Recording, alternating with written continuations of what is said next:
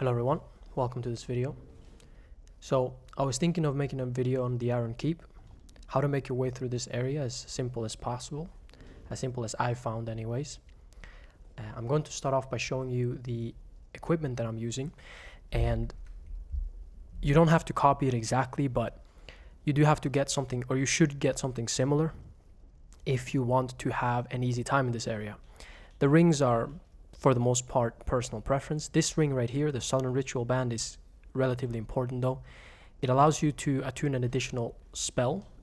The spells that I have with me are Flash Sweat and Poison Mist. Both are going to be pretty useful to make your life a little bit easier here.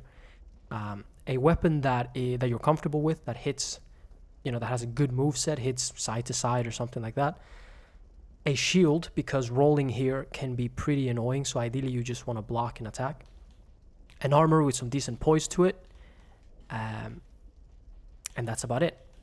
Maybe some poison, the ability to do some poison damage. I do have some poison throwing knives that I picked up in the gutter by the enemies in that level. Poison arrows works as well. By the way, Flash Sweat and Poison Mist, you can buy this from Rosabeth. She's relatively close to Majula, where the path that takes you to the Shaded Forest. However, you do need a Fragrant Branch of Yore to unpetrify her. That was everything I wanted to say. So basically, this guy, we're going to have to fight this guy 3 times, pretty much, because the first thing here in the Iron Keep is the fact that you're going to get invaded. Twice. I'm gonna let it happen twice. Basically, we just need to rest at a bonfire. I already opened this door, but I haven't entered, or I haven't, done anything. So here we go, Armorer Dennis. You can either be invaded by Dennis or another NPC that we'll talk about later. Ideally, what you want to do against Armorer Dennis is try to stay close to him, because he is a mage and he wants to do spells, essentially. He has about 4 different spells that he does. Jumping attacks are not very easy to backstab. Yeah, stay close to him and try to backstab him. You can also parry him or guard break him. When enemies do this, where they have their shield up, usually they keep it up for a long time, so it gives you time to guard break.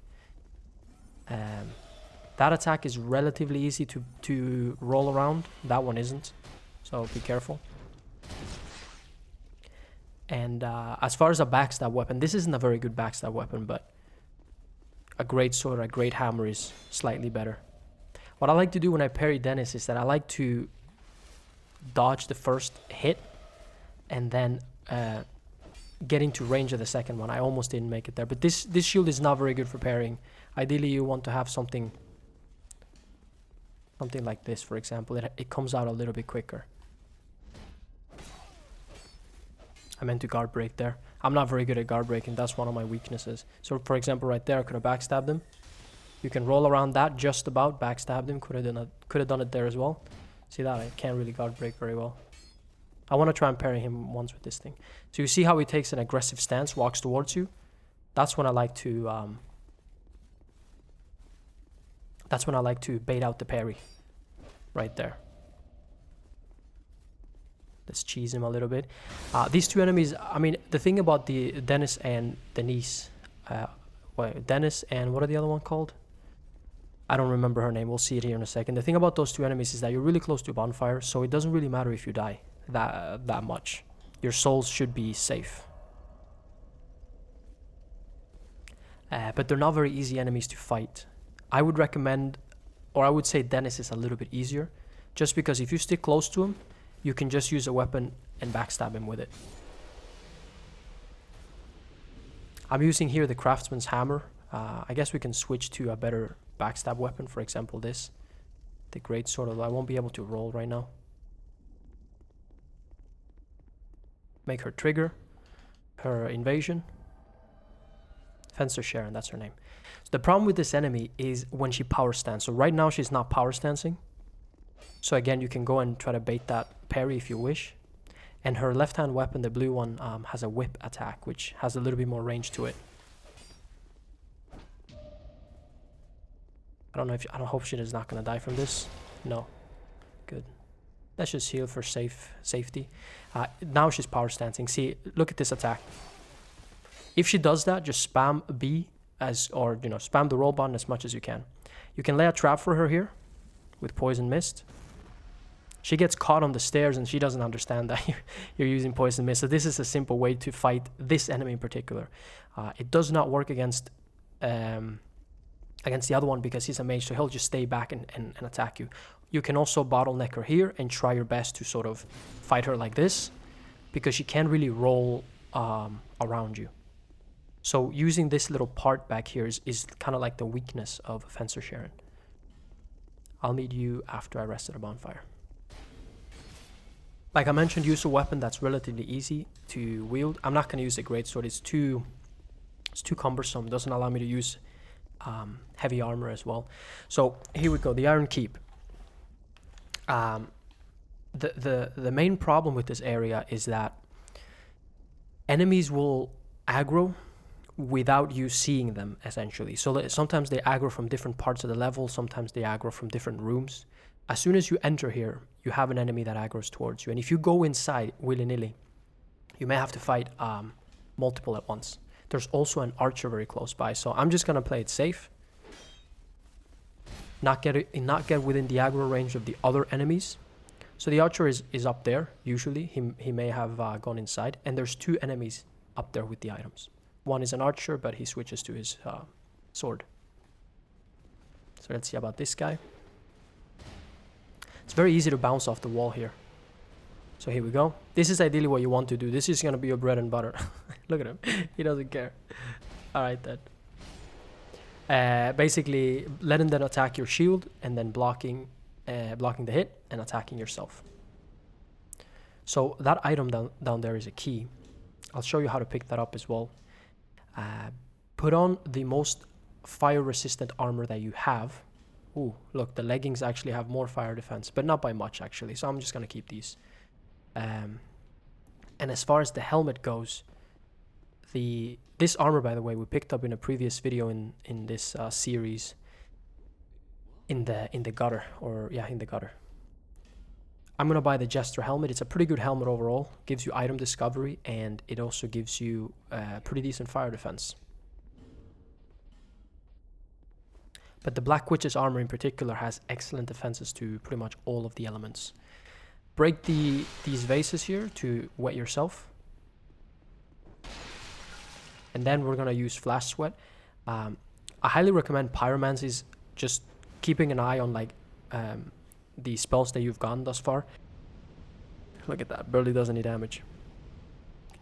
Because Pyromancies are free to use, they don't require any intelligence or faith, and certain supportive spells like Flash Sweat and Poison Mist that don't really have a damage, quote unquote, to them, and you don't have to elevate your stats, can be pretty good to use. As soon as I enter this room right here, an enemy has triggered. So you want to kill this guy as quickly as possible, because there he is. Should be coming one enemy. And you only should have to fight these two right now. There is a little bit of a hidden wall here. You can also come from this direction. But this ballista is probably not that useful because it doesn't fully kill that enemy. But so here's the door. I just like to kill him normally. I just don't want to get tangled up with, you know, this guy surviving long enough for this guy to essentially come and attack me.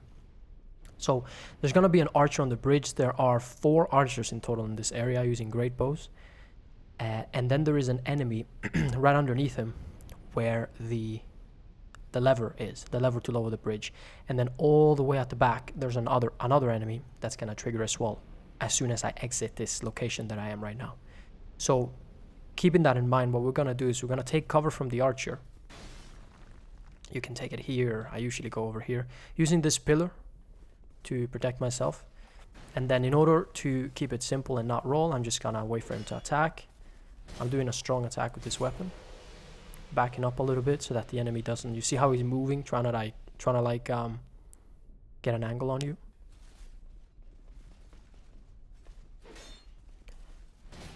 Boom, boom. There we go. Now, when I go down to that lever, another enemy from a separate part of the level is gonna trigger. He comes from above there, that door up there. So I don't want to pull the lever just yet. Or I mean, I can technically. Yeah, there he is. I'm gonna do it for time's sakes, but you know, you don't have to hurry like me. This guy will pretty much just stand on that bridge forever. So here we go. We want to fight him when we have cover from the archer. Where we have cover from the archer. So it's impossible to know this guy is coming unless you've played it before, right? So here's the next thing. So this guy is just gonna continue to shoot us as soon as he gets a shot. That guy up there, if we go up the stairs normally and try to take care of this guy, he's gonna start shooting. So his aggro distance is essentially those stairs right there. So what we're gonna do, we're gonna go for him first. That's the Alon captain. Dropping down here. As long as you walk, you shouldn't fall there. Walk normally or sprint. Has the archer fallen off the bridge? I hope not. I kind of wanted to take him on. And then you can sneak up behind this guy, sort of. It doesn't always work though. Oh. It is kind of dangerous. I prefer to do a backstab just so that I don't end up falling off the edge. It looks like the archer fell off. That's unfortunate. Because that's not a common thing that happens. So I kind of wanted to look at all the bloodstains. I kind of wanted to show you how to deal with him. But it's very easy to deal with him. You do everything I've done thus far, and then you use poison throwing knives, poison arrows, or poison mist. That's it. You stand right here, lock onto him, and then you just poison him while trying to avoid the bow. The reason you don't want to step on the bridge is because this guy, as soon as you step on the bridge, you'll have two people to fight at the same time. Now you're pretty safe.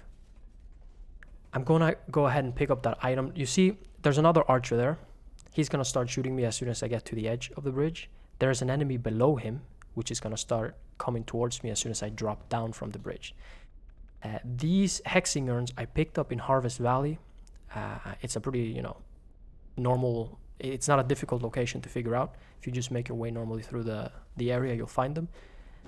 And they're pretty good against these guys. You don't want to use fire bombs because everything here pretty much is resistant to fire. And there you go, the archer just tried to shoot me. Dropping down and getting this item is easier before the bridge is lowered. And there he go, he triggers. Sometimes he falls off as well. Not gonna roll, do anything funny here.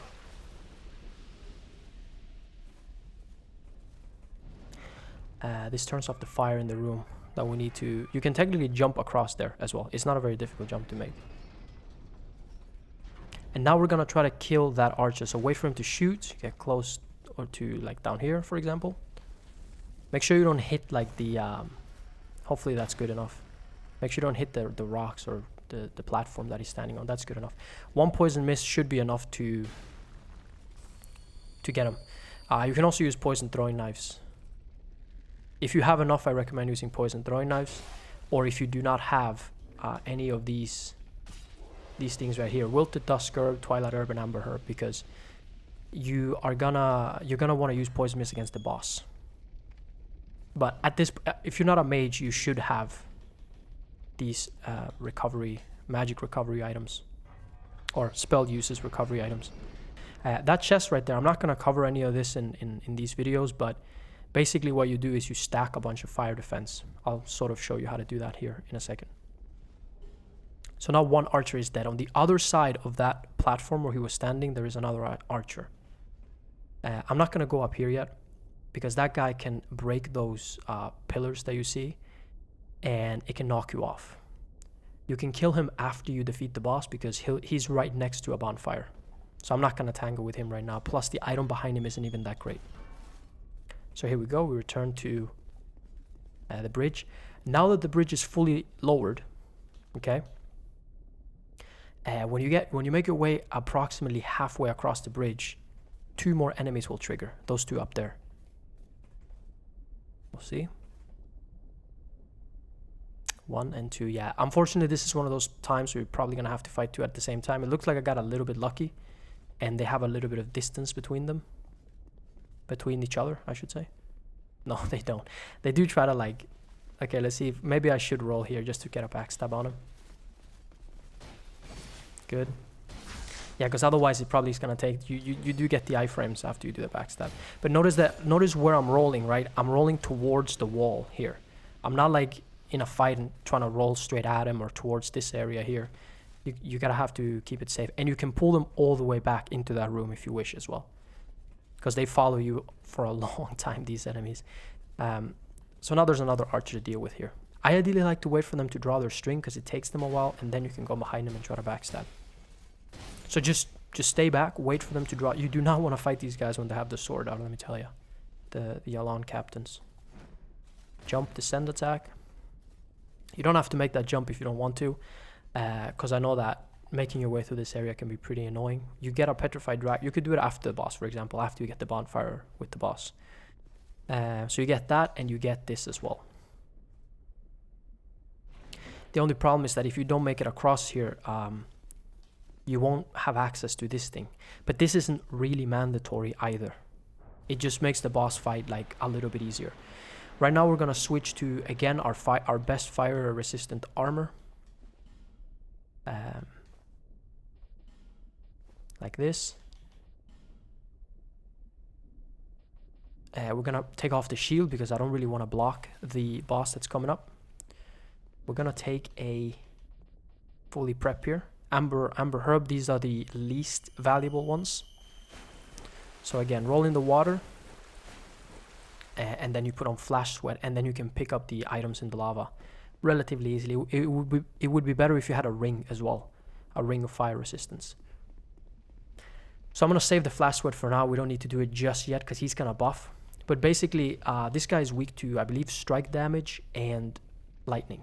So I'm gonna use that against him. I'm gonna remove these two things from my inventory because they're not necessary right now. As soon as you enter here, you press the poison mist button. Just spam it. You should have just about enough time. And then I would like to walk close to him so he doesn't do a lunge and escape the mist. And here we go, the fight has begun. Against this guy, I did like to roll towards the left most of the time because he's right-handed. So his hitbox will be open less time. There we go, now we do flash sweat. Basically just roll towards the left because he's right-handed. Otherwise you're rolling into the end of his attack. When he stabs the ground, I just like to keep my distance. Soon enough here, he's gonna get into his second stage, right? And that's when I'm gonna poison mist him again, because he takes reduced physical damage when he's in that stage.